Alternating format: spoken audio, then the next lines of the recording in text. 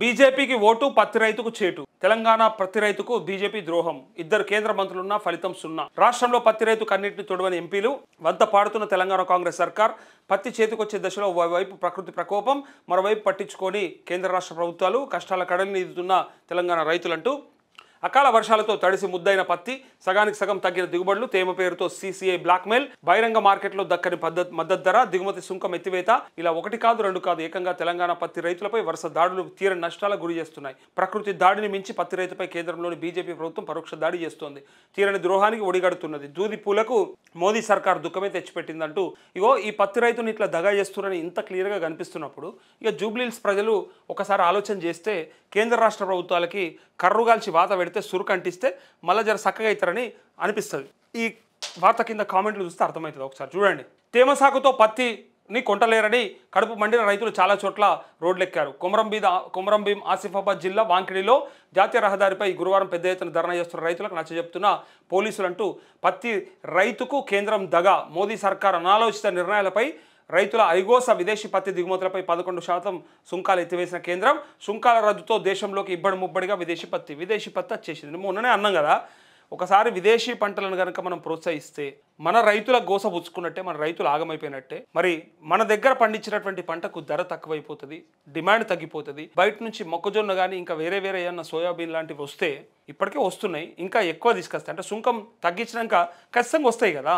So వచ్చినప్పుడు ఏమవుతుంది, మన డిమాండ్ తగ్గిపోతే మనోళ్ళు పండించి లాభం లేకుండా పోతుంది. అంటే రేట్ రాకపోతే మనోళ్ళు పండించి వేస్ట్. సో ఇట్లా నష్టం అవుతుంది. అందుకే ఇక అగ్గువకు వస్తుండడంతో విదేశీ పత్తిపై వ్యాపారులు అమిత ఆసక్తి. బయటకు వెళ్ళి వచ్చే తక్కువకి వస్తుంది కదా. తాము పండించిన పత్తికి డిమాండ్ లేక విస్తుపోతున్న రైతులు ఎకరాకి 7 క్వింటాలే కొంటామంటూ కేంద్రం మరో కొత్త కొర్రి. ఇదోటిగా ఎకరాకి 7 క్వింటాలే కొంటారట. తేమ పేరిట సాకులు, కపాస్ యాప్ పేరిట రైతుకు కొత్త కష్టాలు. ఇదే అదనగా రైతన్న నుంచి అగ్వ గొంటున్న వ్యాపారులు అంటూ ఇక్కడ ఈ గోస ఉంది. ఈ రైతుల జూడుర్రి. తేమ పేరిట కొర్రీల అధికారుల తీరుపై పత్తి రైతుల ఆందోళన. ఆసిఫాబాద్ జిల్లా వాంకిడిలో రాస్తారోకో, గద్వాల జిల్లా ఉండవెల్లో బైఠాయింపు, సూర్యాపేట జిల్లా అడివెంలో క్రాస్ రోడ్డు వద్ద ధర్నా చేస్తున్న రైతులు వడ్లు కొనాలని ఆందోళన. తడిసిన ధాన్యం కొనుగోలు చేయాలని డిమాండ్. సూర్యాపేట జిల్లా రాస్తారోకో, ఆదిలాబాద్ జిల్లా బేలలో సోరా రైతుల ధర్నా అంటూ ఎక్కడ చూడు ఇక రైతులదే గోస. ఇక్కడ చూడరు ఇక గోలంతా రైతులదే.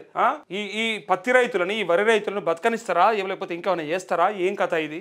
మీకు కొనుడు చేత కాదు, రైతులకి సపోర్ట్ చేసుడు చేత కాదు, సరిగా రుణమాఫీ అయ్యరు, సరిగా రైతు బంధు అయ్యరు, బీమా కట్టరు. ఇన్ని సమస్యల మధ్య రైతు పంట పండించి నష్టపోతే కనీసం ఇప్పుడన్నా కొనాలంటే కొనరు. తేమ పేరుతోని ఏం తేమనా, ఏం మార్చారా? నాకు అర్థం కాలేదు. ఇప్పుడు మీరే చెప్తారు తడిసిన ధాన్యానైనా కొంటాం, మీకెందుకు రైతులను ఆదుకుంటామని స్పీచ్లల్లా. టైం మీదకి వస్తే ఇట్లా రోడ్ల మీదకి వచ్చి కూర్చునే దాకా చేస్తారు. అరి గోస పెడతారు. పంట పండించి తీసుకొస్తారు రైతు. ఆ కళ్ళంలో పోసుకున్నాక తర్వాత సరే ఆరినాక తీసుకుపోయి కాంట పెట్టిద్దామంటే నీది తేమ ఎక్కువ ఉన్నది, మాయిశ్చర్ ఎక్కువ ఉన్నది, ఇంకా టైం పడుతుంది, ఇంకా లేట్ అవుతుంది.